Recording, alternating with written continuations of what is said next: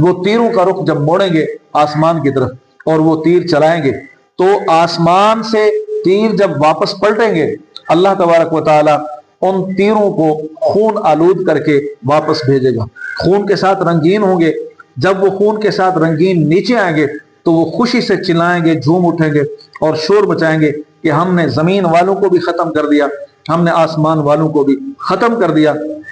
حالانکہ وہ جو رنگ ہوگا وہ کسی کا خون نہیں ہوگا، بلکہ اللہ تبارک و تعالیٰ کی طرف سے وہ لگایا گیا خون ہوگا، جو استدراج کی کیفیت ہوگی، جو ان کی جو سوچ ہے اس سوچ کو، اس جھوٹ کو، اس برائی کو، اس جو ان کے جو ان دماغ کی خرابی ہے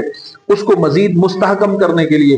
اور ان کے جرم کو مزید مضبوط کرنے کے لیے اور حجت کو قائم کرنے کے لیے ہوگا، تو وہ اس بات سے خوش ہوں گے۔ تو آپ بتائیے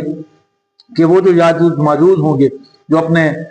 تیروں کو پھینکیں گے اور وہ پھر واپس خون آلود آئے گا، تو وہ حقیقت نہیں ہو بلکہ استدراج ہوگا، اللہ کی طرف سے ایک بہت بڑی پکڑ کی دلیل بن جائے گی۔ اسی طرح آج بھی اگر کچھ لوگ یہ مندرنا یا منتر پڑھنا، ایسا کام کرنا جس سے یعنی ہوائیں رک جاتی ہوں،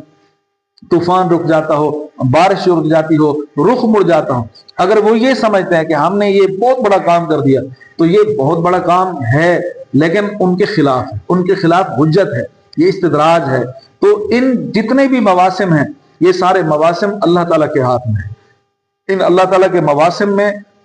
ہمیں جو سب سے بڑی چیز ہے وہ یہ دیکھنی چاہیے کہ ہم اللہ کی قدرت کو پہچانیں، اللہ کی شان کو پہچانیں، اور ہم جب بھی کوئی ایسا تغیر و تبدل دیکھتے ہیں اس میں ہم صرف اتنا کہیں کہ سبحان اللہ عما یصفون، سبحان اللہ عما یشرکون، الحمدللہ رب العالمین، الحمدللہ رب العالمین، یہ کلمات ہونی چاہیے۔ انہیں اللہ کی عظمت، اللہ کی شان، اللہ کی شوکت کو بلند کرنا چاہیے۔ تو یہ مواسم اللہ تعالیٰ کی عظمت پر دلیل ہے۔